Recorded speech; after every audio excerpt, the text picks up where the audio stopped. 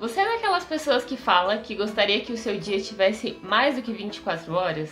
Porque essas 24 horas simplesmente não estão sendo suficientes para você fazer tudo aquilo que você precisava fazer? Talvez eu tenha uma má notícia para você. Esse pode ser um indicativo de que não necessariamente você está fazendo muita coisa, e sim que você não está se organizando da melhor maneira possível. Porque existe uma diferença entre ser produtivo e fazer muitas atividades.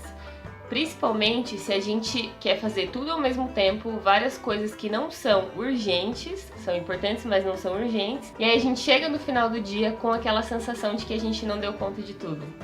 Eu ouço muito isso de colegas que, assim como eu, trabalham em escritório, onde nós o tempo todo somos bombardeados por ligações, e-mails, solicitação de outros colegas de outros departamentos e até mesmo da nossa própria equipe. A gente acaba querendo fazer tudo, dar conta de tudo, e aí no fim do dia, quando a gente senta para analisar aquilo que foi feito, a gente fica com a sensação de que não fez nada daquilo que a gente tinha se proposto no começo do dia.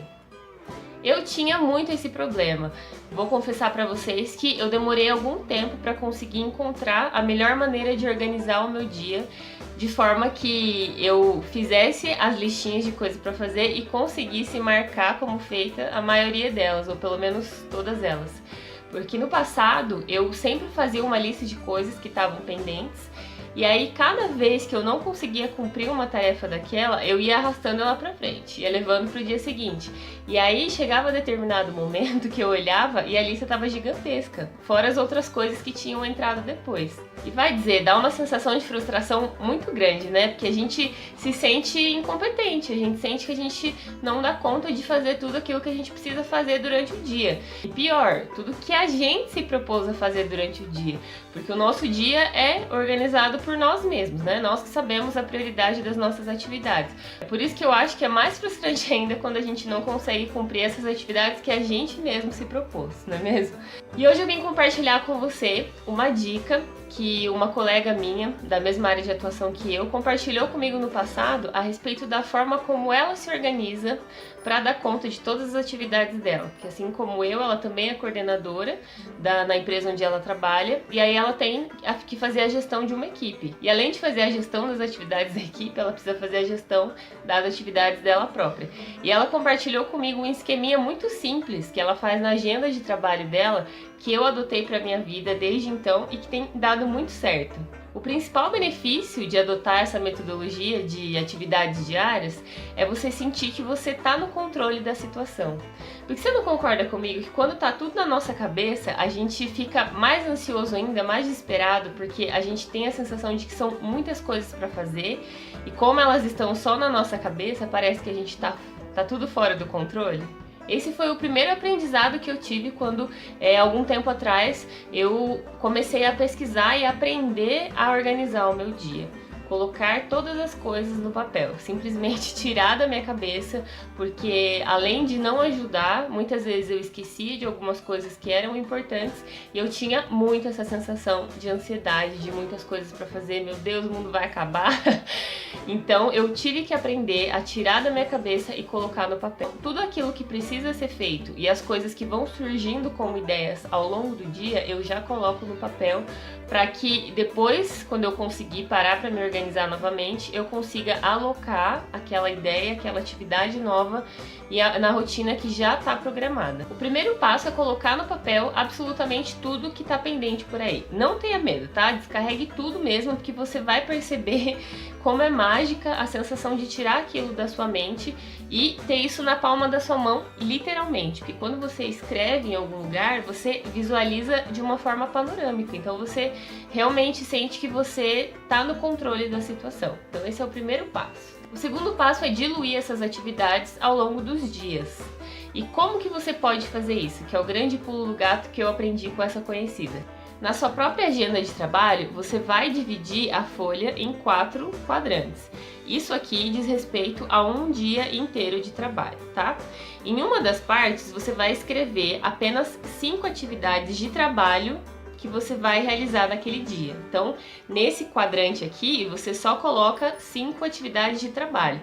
Mas assim, resista em colocar mais do que 5, tá? Porque se você colocar mais, você vai acabar ficando frustrado porque você não vai dar conta de fazer mais do que isso. Então se proponha a fazer pelo menos 5. Quando você terminar de fazer essas 5, aí sim você coloca novas coisas, combinado? Porque senão vai voltar aquele ciclo infinito de listas do que fazer e listas que são eternas, né? Que a gente nunca consegue concluir.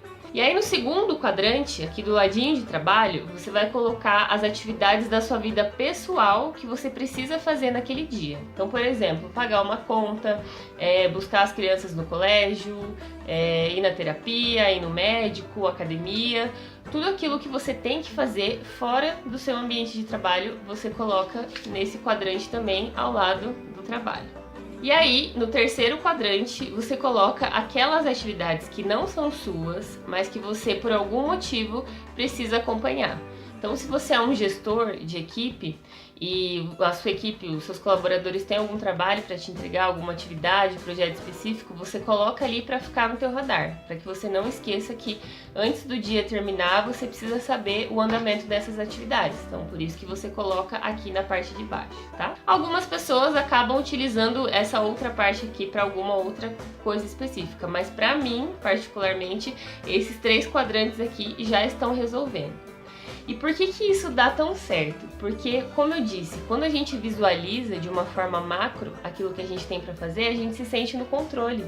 Porque a grande questão é a gente estar perdido, a gente não ter controle sobre a situação e não saber por onde começar. Então, a partir do momento que toda a sua vida está mapeada ali, no âmbito profissional, no âmbito pessoal e no âmbito de gestão, você se sente assim mais aliviado e focado para desempenhar aquelas atividades que você se propôs. Então, experimenta fazer esse teste. A primeira vez que eu fiz, eu me senti assim, muito empoderada, porque eu falei, caramba, realmente a minha rotina tá nas minhas mãos, eu tenho o controle da minha rotina, independente de fatores externos. Então, quando você visualiza toda a sua vida profissional, pessoal e gestão, você realmente tem um outro ânimo para poder cumprir com essas atividades. E vamos combinar que não tem preço, né? Marcar numa canetinha colorida ou riscar aquelas atividades que a gente já concluiu e chegar no final do dia com a maior parte delas ou todas elas concluídas, não concorda? Esse é o meu convite para você hoje, para você tomar as rédeas da sua rotina e trabalhar com os quadrantes aí das suas atividades diárias para que você consiga dar conta de tudo daquilo que você se propôs. Porque, acima de tudo, diz respeito à paz interior, à tranquilidade que a gente fica quando a gente consegue fazer aquilo tudo que a gente mesmo se propôs.